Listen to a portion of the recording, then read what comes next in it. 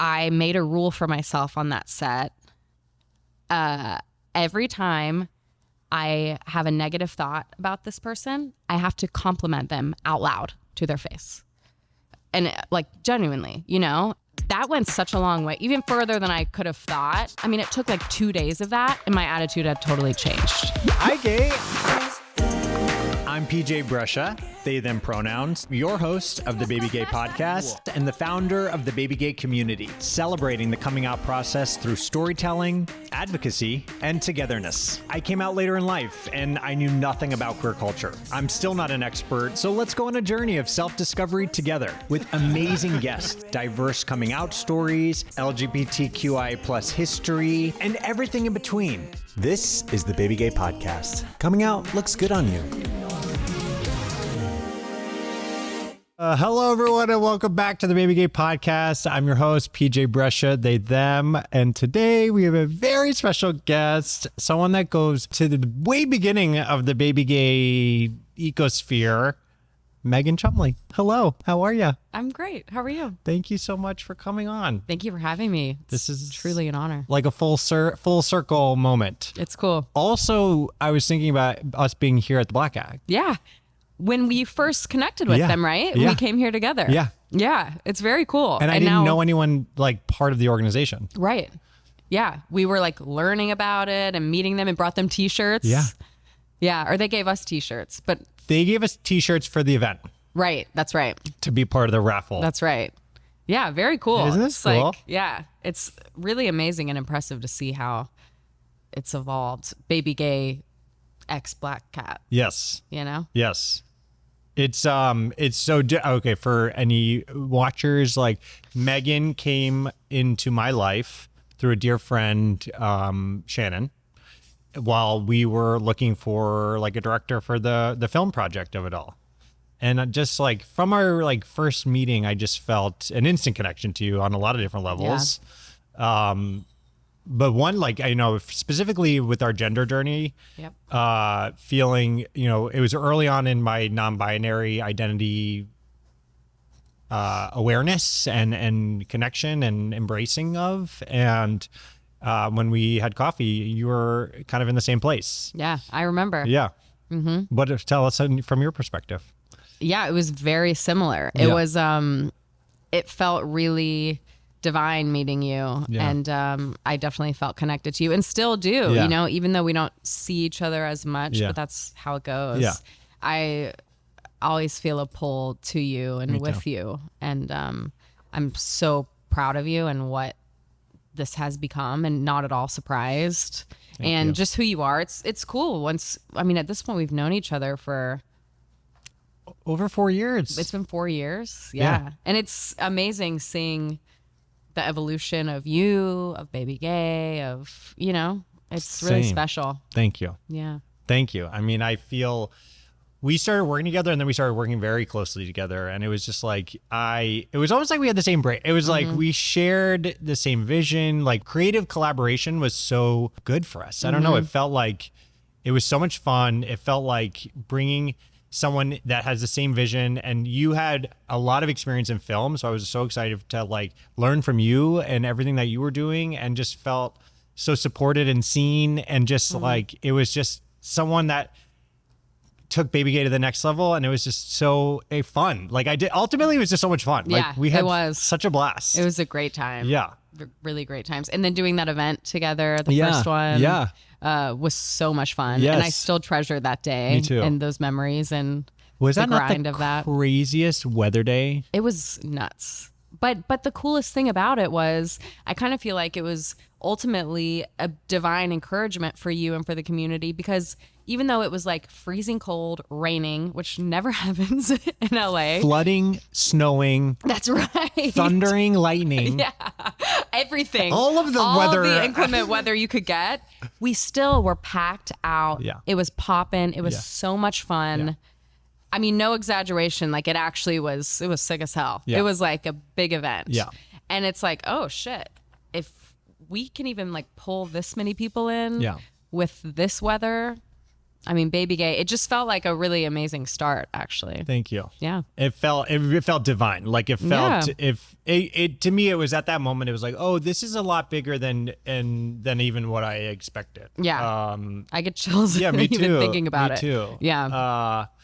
So also sad, not to bring in the sad note, but before I forget, I found out that that Malibu house that we shot BabyGay in burned down. Did it really? Yeah. Whoa. I know. That's a trip. I know. That makes you feel like very weird. I know. Wow. I know. And that's memorialized in our show. Yeah, now, it's forever. It's wow. I know. Sad. Is he okay? He's okay. Yeah, I found out because I didn't even think about. I don't know. I mean, I just the fires were so all encompassing, and we both in Highland Park, and I was just like, that was highly affected, and just it. Yeah, I reached out recently and found out that everything burned down. So let's dive into you. Let's dive. Let's start from the beginning. Give us give us all your childhood trauma. Go. Oh my god. Let's see. Is that really your question? No. Okay, where are you from? Yeah. What was childhood like? Yeah, I'm from Kentucky. I grew up in a small town for the most part. Like when I was 8, we moved there. Before that, moved around. But my parents are both from Kentucky, so it's very much my roots.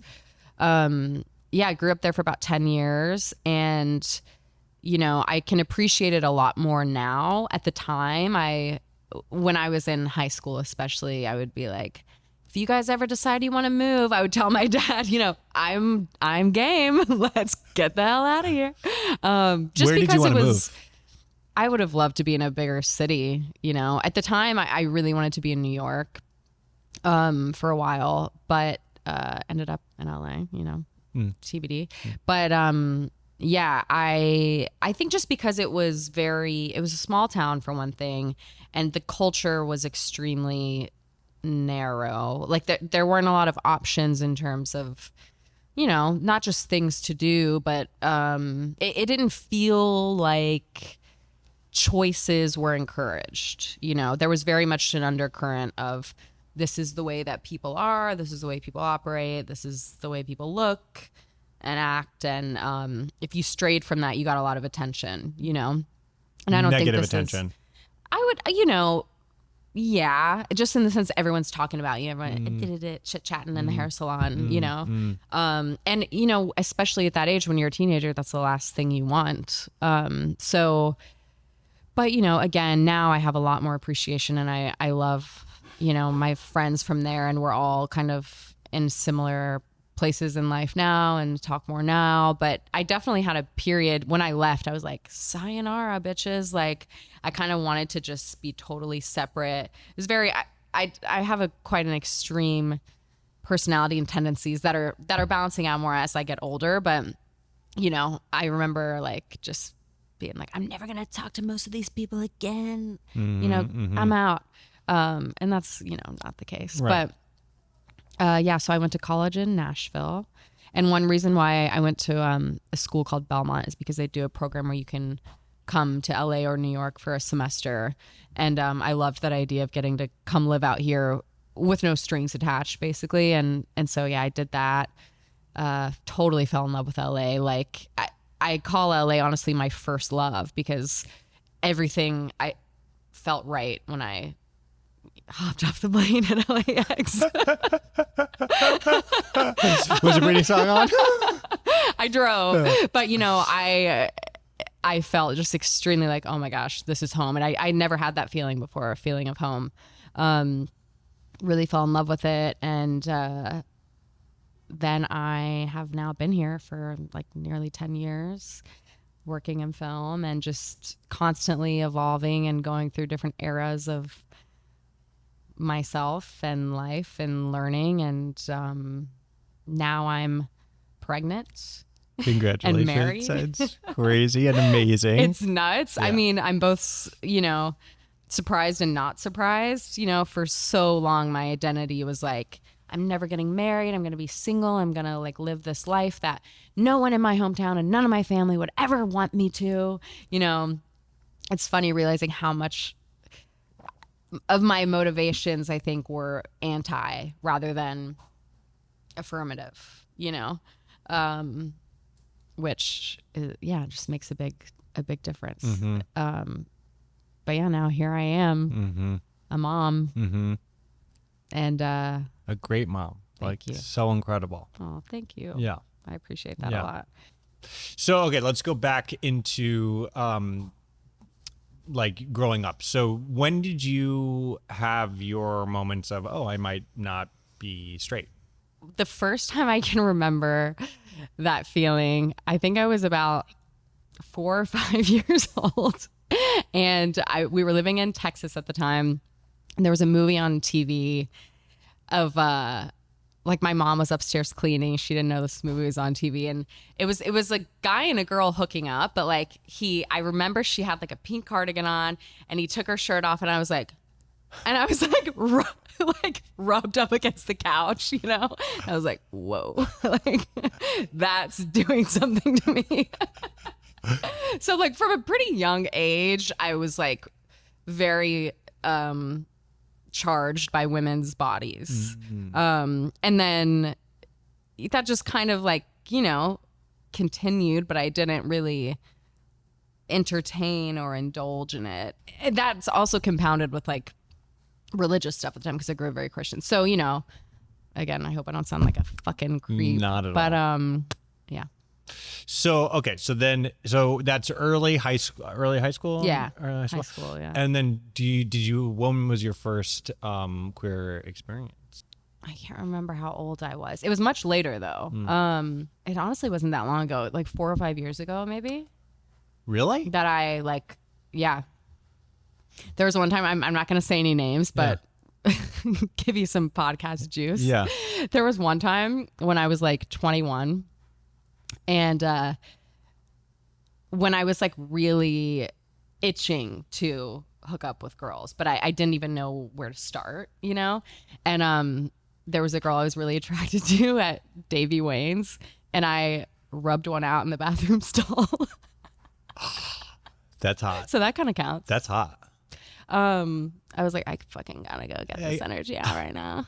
Felt like such a little. That's amazing. Yeah. But yeah, actually physically connecting with a woman was like, maybe 5 years ago, something like that. Wait, so when did you move to LA? Well, I came out in 2015 for that semester. Yeah. And then I had to go back and finish school, came back in 2016. Okay. So I had a little hiatus. Okay. So on a side note, it's so crazy that Davy Wayne's is like still kicking hard. Right. I'm like, that's still aligned. Yeah. Who would have thought? Like 10 years later. That's impressive for a bar. It honestly is, yeah. Shout out Davy Wayne's. Go off. We could all learn something from you. Yeah, we all had to take our experiences and maybe we have a good time in the bathroom. I mean, I did. I've had some good times in that bathroom. Really? Oh, yeah. So, okay. So then did you start dating women in around that era or? No, I didn't. Honestly, I had a pretty short period of like going on dates with women because, again, I didn't really know how to go about it. Like I kind of felt like I have men down. I know generally what their vibe is, how to read them, but with women, I remember feeling really, like I wanted to make sure I was being really respectful, but at the same time feeling like kind of like a teenage boy. Like I don't really want to be that respectful. I just want to like fuck around. And so battling with that and being like, but I don't want to do that to people. Right. So it was like, I kind of just had this internal, like, I don't know, a struggle with how to navigate that. Yeah. And so I didn't go on that many dates with women. Like I said, I had a pretty short period. It's actually like right before I met my husband that I really started like being bold and like asking girls out. And I think for me too, it's like, there's also certain dynamics, right? Which it's definitely a generalization, of course, like everything's different. But with me, I think I started to realize like, oh, most women are like in this dynamic are looking at me to make a move or do something is kind of what I started feeling. And I'm like, little did I know, I'm like, really have no idea like what I'm doing or how to do this. But I think because I generally kind of have a bigger personality. Yeah. I definitely appear confident. Yes. Even when I'm not feeling confident. Can we let's just explore that? Yeah. Like how do you do that? I guess can share to me and all our listeners, like, how do you portray confidence even when you're not feeling confident? Is it something is it like an acting thing? Is it like, I need to now seem like I'm confident and I'm going to go forward in such manner? It's definitely not conscious, to be honest. Okay. It's kind of like a habit in some ways. I think sometimes there are little things you can kind of keep in mind, like eye contact and breathing and moving slowly. And it's like, just stay calm and grounded and you're going to appear more confident immediately, you know? And I think sometimes, especially when I was younger, I think people can mistake flamboyance or like, I don't know, charisma or something for confidence. It's like those things aren't necessarily connected. It sometimes is for me, it's in the past, I think it's been a desire to piss people off or provoke or stir things up and like, and then it's like, whoa, she's confident. It's like, well, I guess, but I'm kind of just like, throwing stuff at the wall, you know? So, but now I think that I'm older. I mean, it's like just feeling secure in myself and it is confidence in the sense of it takes a lot for me to, I think, be shaken up by other people's views or opinions. Because I'm happy with who I am and I've accepted a lot about myself. And no one can do that for you. You know? I think on that as well, like as we get older, I'll speak for myself, like running from our insecurities, running from our weaknesses and trying to kind of pretend they don't exist. And like, but in reality, they do exist, and embrace them. And maybe they're your superpower. Yeah. And it's like, it's all about exactly this kind of self-acceptance and self-love, which then I think radiates as confidence, which it's not confidence. It's just like acceptance. Right. And people, I think it's somewhat rare. And so people, might interpret it as like, whoa, something's different about that person, you know? But it's really, peace or something like that. Yeah. Tell us about directing, because you are a phenomenal director. Oh, thank you. Truly. Like, I love being on set with you. Going not to bridge from the confidence, but it's like being a director, you are running the room, running the project, and when you're on the project, you want the director to have this like feeling like they are in control of what's happening, and you really just radiate this beautiful ownership, but also willingness to allow everyone to kind of bring their best parts to the project and feel like it's a collaborative, cohesive like experience. So like you just really are such a phenomenal director, and I'm so excited to just watch you continue with that. Like, share your journey with directing. That means a lot to me. Thank you. Well, with directing, I knew I wanted to be involved in making films and television. I mean, when I was younger, when I was a kid, even I wanted to act, and I still really love acting. But when I came out to LA, it was, I don't like the actor lifestyle here in the sense of what it takes to make it. To me, it's like, I was just very depressed, and the lack of control just doesn't really jive with me. So, but I did find that I would be on a lot of these sets, you know, tiny baby sets, starting out and being like, they need a director, you know, like no one is doing what needs to be done, and I can totally do that. And it does come naturally to me, like just strong opinion, vision, and I really, really love communicating with people, and I love, I love putting the effort into making people feel seen and heard.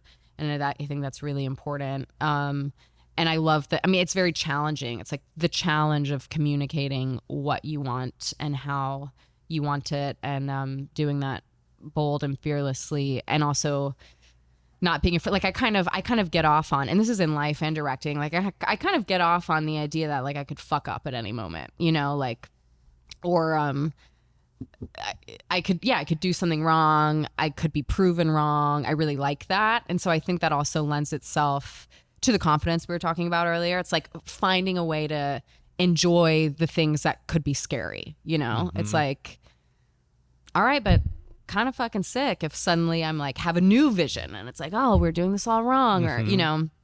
But yeah, so directing, it felt really natural to me. And so I wrote a web series, and I hit up the film kids at my school and was like, anybody want to help me make this? I don't really know what I'm doing, but I'm going to pretend like I do. And made that, felt like I wrote it, acted, directed, produced it, etc., and just felt really right. And then I just kind of kept going, and things started coming to me, and I made a goal for myself. Ironically, I think the first year I did this was 2020, because who would have thought, where I was like, I have to direct 10 things this year. And that was in an effort of getting past the fear of making bad things. And I was just like, okay, if I see it as a checklist instead of each piece is magnum opus, piece de resistance, like I'll just fucking do this and learn. And that was really helpful for me to treat it that way. And I did. So I did that for like 3 years in a row. I directed at least 10 things a year. Wow. And then, you know, built just a lot of confidence in my abilities and learned a ton. So now I'm much, you know, I'm not making things at that pace at all. And I do miss it sometimes, but I also am kind of at peace right now with the fact that I'm not actively directing anything at the moment. And it doesn't mean I'm not a director. It means I'm, you know, shading my life in other ways that are going to feed into building a child. Yeah, literally. Yeah. I mean, it doesn't get more creative than that. Right. You know, in ways that will inform my art moving forward. So, yeah. That's incredible. Yeah. That just reminded me, remember, just to give some fun stories, like you had Blaine was in town. A friend was in town of Megan's from New York for a week or less. Yeah, not even. And we had a coffee lunch situation, or like, let's just make something this weekend / in 2 days or something. Right. And it was like Wednesday. Let's write the script and cast the actors and find the location and just do it, and just like have zero plan, but let's just do it. So much fun. Just a blast. Yes. It's very satisfying. Yes, it really is. Yeah, and you always learn. Yes. Yeah, it's cool to give yourself just like a creative exercise. Yeah. Like just like fun. I feel like it roots back to just childhood play. Like it's exactly, we're playing on the playground, but now we're doing it with some film equipment. Yeah, totally. Yeah. Totally. Yeah, good times. So much fun. And I can also just relate to you in getting to LA. And I feel like this is not the standard experience, but like I got here and stepped off the plane to LAX with my dream in my cardigan. And I loved it from that minute one. And I think that I felt this creative energy here, that everyone here has a dream and is doing things. And it's like, there was just something so empowering about that. You know, I think there's a lot of bad with a lot of good, but like that's as at every city. But yeah, I just really, it felt like a place that I never expected to be here. I like landed here and just like have found myself here. But it felt like the rules about maybe in like talking about sexuality, it's like, it's just a lot more open seemingly, like whether it is comparatively or not. But like, even like, I mean, I was back in New York last summer and like I was on Grindr, and like I just even felt like, oh, this is different than even being in LA. Yeah. And you would think like New York and LA be the same experience. Like it just felt like a little bit more like oh, things need to be on the DL here. Really? A little bit. Like, it felt just less. Like people are more coy, or people are more private? People were more like, I mean, now that I'm thinking about this experience, it was definitely New York, but it was also like in the Boston area. So like, let's say the Northeast. Okay. It felt like people were more like DL, like down low. Like we're not, like for me, like for example, on my Grindr, like I have my picture of my face, and it's not, I'm not just like a headless torso, which like the majority of them are just headless torso. Right. So it's like, and so it just felt, there was this energy of like things were not nearly as like more open and just free as they are here. And I think I took that for granted. Do you have any, like, what do you, like, have you felt that? And have you traveled in like with a queer lens and like come back to LA and felt, oh yeah, XYZ is different? You know, I kind of have like a little bit of an opposite experience that I'm thinking of. Like when I went back to Kentucky for my 10-year reunion, and we were at this bar. I mean, and this town was like not gay at all. I can't stress it enough. Like I can remember one gay person from growing up. He worked at the hair salon I worked at. And Chris was his name, and I thought he was the shit. But I literally can't even remember like another openly gay person. So anyway, we went to this bar, and there were like flamboyant, fun gay people like voguing in this bar. And I was like, I can't even tell you. It felt like euphoric almost. Like I can't even express to you how amazing it felt. And I was like, man, this is fucking cool, because I oftentimes, you know, to be honest, LA obviously there's so much I love about it. But I think the queer community can be intimidating, and, you know, and anywhere. This is not specific to LA, but the queer community has just as many toxicities as any. You know, we're human. That's how it is. And so for me, when I was in this small town of Kentucky, seeing that, it felt like, oh my God, this is like bliss. This is like queer freedom and bliss, where like these people are unafraid to be who they are in this town, having a good time. No one even cares. Like there's all these rednecks sitting around sipping beer. No one gives a fuck.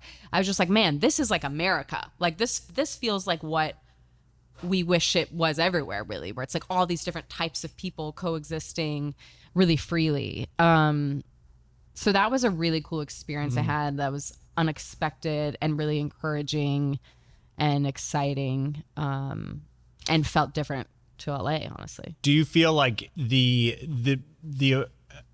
is it evocation? I don't know. The evoking of this strong like bliss feeling, does this have anything to do with the fact that you kind of are going back into a place that maybe you felt like you couldn't be like that back then? Absolutely. Yeah. Like I had never seen anything like that in Kentucky. And so it was really like kind of healing and like cool full circle of like, I don't know, like maybe I can be myself in a place like this, and maybe it, you know, people, I don't know if it's like the place evolved or if I just evolved and was seeing it differently, or both. Yeah. But yeah, it was really healing moment, and it's really special for me. Do you think you might ever move back there? I don't know that I would ever move back full time. I would like to eventually have a property or something in a place like that, where there's more land and space, and yeah, you can be a little more connected like with nature. I mean, I know you can get that here, but yeah, I don't know that I would go back full time to a small town like that. But there was a time when I considered it. You know, I had a phase a couple of years ago when I thought, I got to get out of here. I'm over it. And I think it was when I hit like my 7-year in LA mark. And I was like, I'm going to go back to Kentucky. And it was actually right after my reunion, because I felt like, oh, this place ain't so bad. And actually, it's like, maybe that's actually where I'm meant to be. And I should be over here. Like, I hate that I had this thought, but like, maybe I should be out here influencing these people. you know, like I should be gracing them with my presence. I should be teaching them. Actually, they need me. I think I need to be here. You know, like all they're that calling bullshit. me. They're my fan club has already formed. Yes, exactly. Yeah. And they need me here. Yeah, I think I need to bring back what I've learned in LA and preach the gospel. Yeah, here in Kentucky. Yes, which did not happen. Yeah, I don't. But we need you here too. I mean, yeah, that's fun though. Here. Yeah, but yeah, it was fun. What are some like future goals, like career and personal goals? I think queer or career? Career. He said, what are some queer goals? And I was like, let's see. Let's go. Yeah, what are some queer goals? Definitely like a threesome. Yeah, like career. Career. We can start with career. Yeah. Yeah. Career goals. Yeah. Goals are very important, don't get me wrong, but I'm also trying to be open-minded to what it might look like for me, because things are just always changing and you don't really know. So, but I mean, I want to direct films. I want to act more.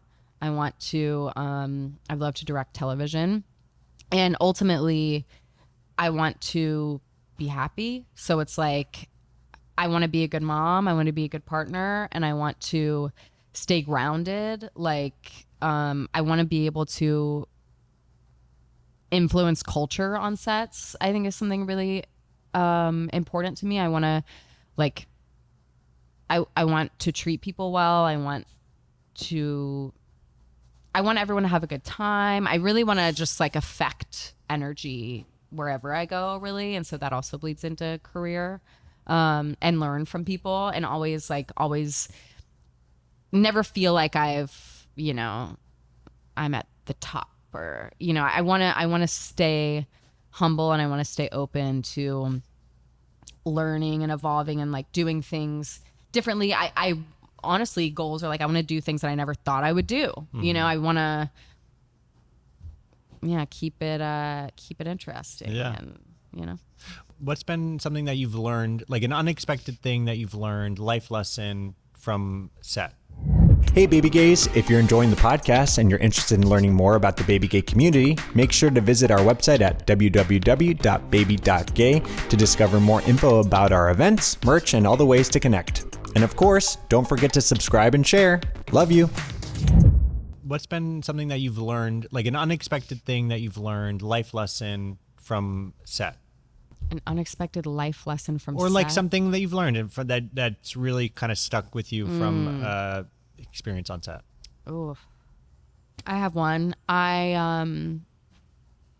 My day job is a first AD, which for anyone who doesn't know, that's the person who makes the schedules for the shoots. You run the shoot day. You're making sure the cast and crew, everything's happening basically. So and the director is like the creative lead, and you're kind of the leader of coordinating and executing, in a sense. And I was ADing a movie, an indie film, and the director, I wasn't super impressed with their decision making, or the way that, to me, they seemed like they had no idea what they were doing. And at that time in my life, that was really hard for me, because I had this view of myself of like, I'm really good at what I do. Why am I not getting paid to do this? Why am I not directing? I've worked with so many bad directors, and why am I not directing more? And I had a sense of entitlement at that time. I made a rule for myself on that set. Every time I have a negative thought about this person, I have to compliment them out loud to their face.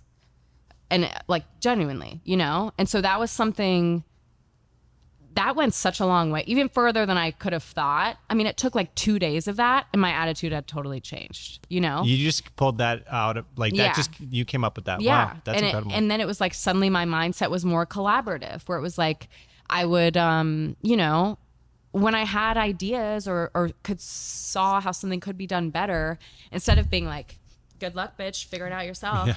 I started like kind of suggesting, and then it became a more collaborative thing, which is more fun for me, and it's like and better for everyone. Yeah. Like that's one thing I love about film sets is the teamwork of it all. And so that was a big lesson that, went a long way for me. And kind of from then on, it was like, my AD work started blowing up even more. I started getting bigger clients and like making more money, and because my attitude totally shifted. So that was a cool one. The power of mindset is so huge. Powerful. It's huge. I brought this up and I'm going to bring it up again, but like my therapist put me onto this program called Positive Intelligence. And basically it's very much about power of your mindset. And it's like breaks things down into sage and saboteurs. And we all have saboteurs, and those are never going away. And the only way to kind of counterbalance them is to build up your sage muscle. So they call it the judge. So like every time you have this like negative thought about a person, a place, or a situation, or yourself,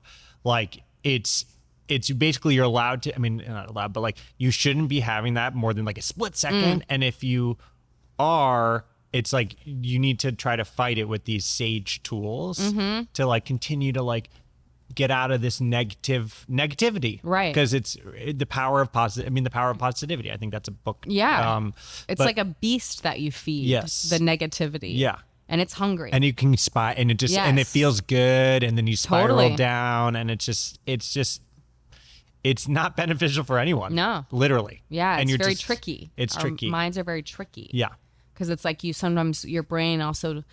Like, it's like we're wired to think that if we're like putting energy into something, or we're like constantly spinning our wheels, that we're doing something productive almost. And it's like, it's not necessarily true. You know, like picking yourself apart is not necessarily productive. Like maybe to a degree, examining yourself or like looking at how something can be different. But anyway, the mind just really can trick you into think you're doing something productive. And it's not. It's not. Yeah. It's harmful. Would you say, I don't know, I'll speak for myself. Like, I know we're both extremely passionate, hardworking people, and it's like we're striving for things, and then you think that I don't know, for me, it's like all the most magical things, like most amazing achievements that have happened, like have come out of the blue, like completely out of, like could not have fathomed or orchestrated it at all. And you're like, but I'm doing all this energy and like it's been over here. And then it just comes on the left field and you're like, wait, what? And it's like, I do feel like there is something in this where, I don't know, it's like, well, someone's seen the hard work. This hard work doesn't seem to be correlating to the result of where that came, but like it's somehow correlating. And it's like how, like with I don't know, like spirituality and like the woo, and I know we're both a little woo, and like, how do you incorporate that into your everyday life? It's like, it really, like you said, it goes back to the mindset, right? It's like, okay, I definitely practice gratefulness, and I feel like, people probably hear that a lot. It's always like, practice gratefulness every morning, and that, so it kind of loses its meaning, but it does have a lot of carries a lot of weight in the way your day goes and in the way your life goes. There's also, my mom actually got me this book by, I think his name's Neville Goddard. And his whole thing is about the power of the mind and visualizing. And like, even so much as rewriting events. Like he cites a few things, like if you really want something, feel it. Don't just see it, feel it. Spend time. And he says, especially as you're falling asleep, because when you sleep, your brain is going to carry that through and put that energy out. So like one example he put was, like one year I decided I really wanted to spend the holidays in, I don't remember where, but like we'll say like the Cayman Islands. So I would close my eyes. I would imagine myself lying in bed in a home, feeling the breeze, hearing the ocean, like get into it as much as you possibly can.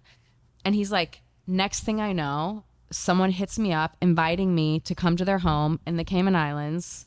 Like, it's nuts, really. Yeah. And then, there's another example of this woman, back to the rewriting thing, where it's like this woman really hurt her foot or something. And so, and she had a weird altercation with a man that day.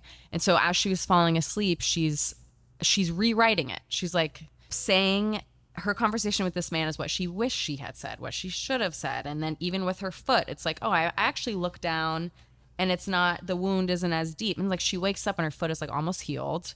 And like she feels lighter from this conversation with this man. And it's something that I've taken into, you know, my relationships and like life, where I'll be like, oh, I wish I handled something differently. And sometimes I'll just, and, you know, I don't know. I don't have an example to that extent of like how well it's worked. Yeah. But I do think it's helpful in the sense that shifting your perspective just makes such a difference. Yeah. The positive intelligence, they talk about this in the sense that like, even if there's a scenario where you got a gash in your foot, and obviously like who would ever say that's a good positive experience? Sure. Like most likely not. However, you have to lean, instead of dwelling on how horrible that gash in your foot is, like you have to just find the minuscule little part that maybe it's good in this. Maybe you went to the doctor and the doctor's hot and single. Totally. That could just focus on the minuscule positive thing about it. Yeah. And like that is where that should be your root. So like always trying to stay positive. And I know like easier said than done. Yeah. And it's a practice. Yeah. And it's like an eternal, lifelong, never ending like thing. Yes. But it's just trying to keep you in a positive mindset. Yeah. Something else for me that's coming to mind is like something that's very simple is just laughter. Like I think people who are always laughing are very attractive, and it's like, oh, that's fun. That's someone you want to be around, someone who's always smiling and laughing. So even sometimes for me, it's as simple as like, what can I find funny about this? Like, or you just kind of start laughing, and next thing you know, you're really laughing. Like sometimes it's just those little practices that don't take so much like effort. Yeah. That I think are really helpful. And it's like, oh, next thing you know, I've been laughing all day. Yeah. You know, and it's like, it goes a long way. Yeah. Depression runs in my family pretty strongly. And one of my family members who had struggled with it. And I was in a kind of a depressed place when they shared this piece of advice. But it was like, even when you are not feeling good, fake laugh. Just force yourself to fake laugh. And you're going to feel so ridiculous to the point that you're going to start really laughing at yourself for like trying to make yourself fake laugh. And then it's just that like, you're kind of tricking your mind and your body that, oh, we're actually enjoying this. Like, this is actually fun. And like, and somehow like you've just changed your whole mood and everything. Totally. Like that. So yeah, it's pretty amazing and encouraging. It's like, you don't have to, our minds are really, really powerful, but they're also really moldable. Yes. Which is a funny, like, you know, little dichotomy when you think about it. You know, it's like, yes, they're very powerful, but they also can be taught very quickly. Yeah.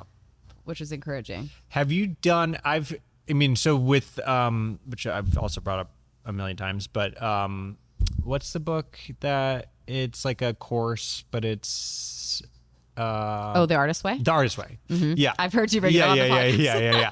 But it's like something that is helpful is like detaching from your inner child and like kind of treating it as like this little child that you need to take care of and protect. Right. And it's, for me, I guess it's my own self-worth and those things that I'm still struggling and dealing with, but it's like, oh, I'll take care of a child and like fight to the death for this child over like myself. Yeah.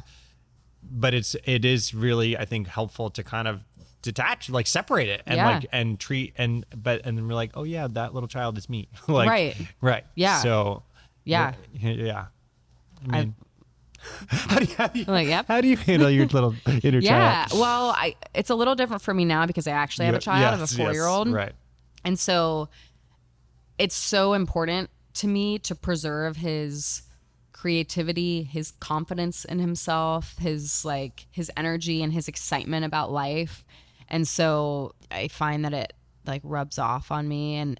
But I do also often find myself thinking like, what would I have wanted as a kid, or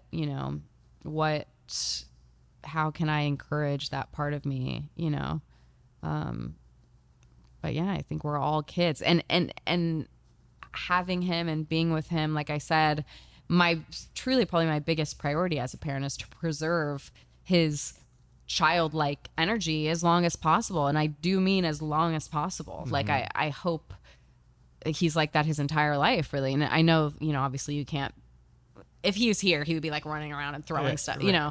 But also, fuck yeah, cool. Yeah. Like, who cares? Right. We have all these like rules. Right.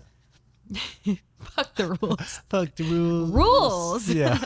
But you know, I do think there's so much beauty in that, and kids really make you so present, and they are so present, which is really beautiful. I mean, it's really all we have is each moment. Yeah. So that's something else I've learned too. Yeah. I love that. Did you ever come out to your family? I did. I came out to my family. You did. How'd that go? It went okay. I came out to them, I believe it was during COVID, when I was doing a lot of like inner work, you know, just spending time with yourself, as I think many of us did. And I decided like, I want to share this part of myself with them. You know, I wasn't dating anyone. I wasn't, you know, I think part of it was a bit of the personality in me that likes pissing people off and kind of wanted to be like, well, not even piss them off, but it actually, I think more so came from a place of, you know, you love to talk a big game about how much you love me. Let's see. Like, you always say like, if I had a gay child, I wouldn't care. Let's see. Let's test that, you know? So I remember I FaceTimed my parents, and it was like kind of awkward. They were like, okay, cool. And I was like, oh, that actually went well, great. Like, cause that's exactly what I wanted. It's like, let's not make it a big deal. I just was like, I think I just want to tell you guys something because it's who I am. And I'm not really interested in like being loved for someone who you think I am. I want you to just know. And that was my ultimate, you know, motivation in telling them. And they were totally cool. And then, I got a letter from my mom, you know, I don't know, a week or so later. And it was it was really overwhelming for me at that time. She was confused. And at the time I interpreted it as, and maybe I still would, I don't think I even have the letter anymore, you know, her making it about herself and how it affected her. And that was really frustrating to me. And I talked to her, and, you know, I was like, Mom, everything that you're bringing up in this letter is a battle that I've already gone through with myself. And I can't help you. Like, I don't have the energy to do that. I don't want to do that. You have to figure it out. Like, if you feel like you don't know me, get to know me. And I remember even saying to her, like, if you want to know about the journey and like what events have led me to this, ask with curiosity rather than what feels like you're asking for evidence, you know? So that was tough, and our relationship was affected by it for a while. You know, I mean, there are other like things that, you know, go into that, but that was really tough. We're over it now. Yeah. But it was hard and it was painful because, yeah, like I said, I think for me, it was like when I finally was able to say it out loud, like without feeling, I don't know, not shame about being queer, but for me, it was more so like, am I allowed to be queer? Because I've gone so much of my life without owning this part of myself. And like, you know, like, is there room for me in this space? Am I gay enough? Like, I want to do a separate episode about this because I have many friends that happen to be female that are queer, that are with straight male partners that are struggling with the same feelings of like torn between they're queer but not feeling queer enough and not feeling accepted because they don't have a queer partner, so that makes them suddenly now not queer. And it's like, no, I mean, from my experience and my perspective, it's like, no, of course, right, like, you are, yeah. And I'm gonna orchestrate that because I think that would be a really positive discussion for a lot of folks that are struggling with that. I think so too. Yeah, luckily for me, it's not something that I'm struggling with at this point in my life. Yeah. But I would love to provide encouragement in that direction because it is really hard, and I have been there. Yeah. So yeah, the stuff with my mom just really kind of like perpetuated that, and it was like, it didn't feel fair. It was like, this is not fair. You can't put that on me. I've already put that on me. And that's not the point of me like coming out to you, you know? But bless my sweet mother who will probably listen to this. I love you, Mom. And it's all good. And I, you know, it's a long time ago. Yeah. But yeah, I had a similar experience. And it's like, a family member kind of, they're like, well, I have to process. I was like, it's not about you. Yeah. It's not about you at all. Like all I need from you is unconditional love. That's all I need. Like I'm just sharing a reality of me and my identity, which has nothing to do with you. Right. But thank you for being in my life, I guess. So yeah, I think, you know what, and that's just, everyone has a different reaction. And the whole point of the BabyGay podcast is to kind of be that support system for folks when they are kind of met with maybe sometimes undesirable reactions by their loved ones. But just knowing that their identity are still valid and like unconditional love and support is available to you. So, please just remember that you are loved and you are valid, and your identity and your experience, it's very important to be authentic to who you are. Absolutely. So. And that's life, right? Like you're rarely going to be met only with positive acceptance. You know, the ideal, any expectations are not going to be met ever, you know, I mean, to a degree, like,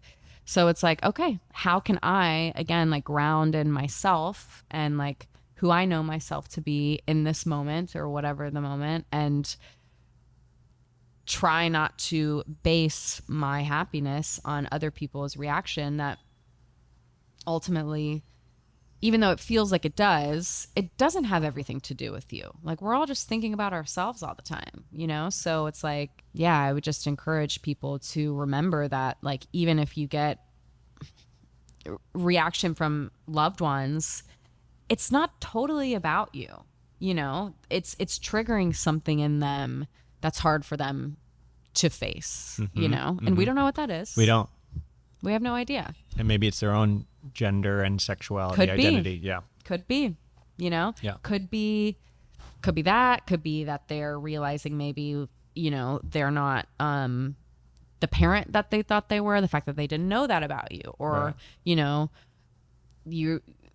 it could be a million things, you know? And we just don't know. Yeah. And so it's like, all we can do is water our own grass. That person will do the same. And, you know, eventually you can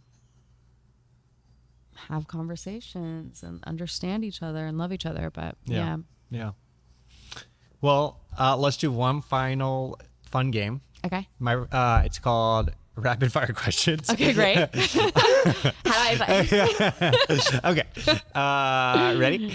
First queer icon you looked up to. Queer icon I looked up to. The person that comes to mind is Olivia Wilde's character in the OC. I thought was like, do you remember this? Did you watch the OC? I did watch She the was OC. like by Misha Barton's. It was like Misha Barton's first queer girl. experience. Yeah. And I just thought maybe this is more like crush an icon I looked up to. But I looked up to her because I thought she was just like so sick. I think she had like an eyebrow ring, and she was like the only gay character in the show. And so to me, I was like, I thought that was so cool, and I also just thought she was so hot. But I love that show. That's the person that came to mind. Nice. Go-to karaoke song? Shallow. Both parts. I don't duet. What's your guilty pleasure TV show right now? Right now, it's funny you asked this. I just started watching The Summer I Turned Pretty. I normally am not into, it's funny how I have to disclaimer because it's my guilty pleasure. I normally do not watch young teenage shows. That's beneath me. But this one, some girlfriends of mine were talking about it. I was like, all right, I'll watch it. And I'm kind of loving it. Great. It was a book, right? Yeah. It was a popular book. I've heard that title for a long time. First concert you ever went to? Hilary Duff. Oh my God. I was at Lizzie McGuire for a week. That's amazing. And I wore like a little leather newsboy cap, and I just had the time of my life. I went to the Hilary Duff movie. You did? Uh-huh. Well, what do you mean? Like the premiere? Not the premiere, but I just remember like like I definitely going to went the like the movies. opening night, I think, of the Hilary Duff movie. Yeah. Maybe the Liz McGuire movie. Such a Was there great only movie. one? Yeah, I think so. Yeah. Love Hilary Duff. I know, right? And like She's that, great. yeah, she is. She did make a comeback. I Yeah, feel. and she's just like living her life. She's got a family. She looks amazing. Looks amazing. Yeah. Yeah. What's the most rebellious thing you did as a teen? I'm like, from my mother's perspective, well, I dyed my hair black when I was like 12 and my mom cried, which she still denies, but she did. And I used to like sneak out a lot, but I didn't even do anything that bad. But I used to we had a walkout basement. I would just leave all the time. And then I got, yeah, I'm like, isn't that what it's for? And my parents made me buy a security system for the house after that. So, but I wasn't actually that rebellious, you know? Did you start drinking at a young age? No. No. I didn't really drink till I was like 20, almost 21. Wow. Yeah. That's good. And then I went hard. Yeah. Then I went really hard. Save your liver while it's still like growing, you know? Yeah. Yeah. Favorite comfort food? Maybe biscuits and gravy, maybe chocolate chip pancakes, something in that realm. Yeah. Yum. Mm-hmm. If BabyGay Film had a sequel, what would the title be? BabyGay Film had a sequel. What would the title be? Daddy Whorebucks. That should be your like drag name. Daddy or like Whorebucks. Yeah. I love that. Yeah. I'm gonna use that. And then what's one tradition that you're carrying into your family or that you want to build with your family? Playing with each other. Like I like making time to like right now, like we have this 4-year-old and I'll be like, come on, Kate. My husband will be like, we're all going to play together. Like we're all going to participate in this game of like doctor or whatever's happening. I'm definitely trying to be intentional about making sure that we all make time to like live in the world that our son currently is creating. But it could be any of us, you know, but right now he's kind of like the play leader. Yeah. So it's like making sure that we all together like Participate and do that. I love that. Yeah. Like truly like building a world, letting him build the world that you all and we have to follow the exist rules. in. Yeah. And yeah. I love that. That's fun. so fun. Yeah. That's really, really fun. Yeah. Well, Megan, this has been incredible. Thank you so much. Where can people find you on social media? On the social media. On the soch. On Instagram, it's Megan. I always say Megan 5000, but I think it actually has more zeros. Yeah, it definitely has more Megan 5000 was taken. But just know that when I think of it as Megan 5000. Okay. I think it might be 50,000, but it doesn't have quite the same ring to it. Megan 5 million. Megan. It's 500,000. So many syllables. Megan 500,000. Can't quite get to 1 million. It's my day rate. It's like Megan 500,000. So yeah, nice ring to it. Easy to remember. Follow me. And that's really it. My TikTok is not very active. And also I just want to say if anyone wants to like talk about anything that we've touched on today or just in general, you know, whether you know me or not, like please don't be shy. Yeah. Hit me up and I'm happy to engage about any of it. Yeah. Well, thank you so much. Thank you, PJ. I love you. Love you too. It's so much fun. Baby gays, remember, coming out looks good on you. Yeah.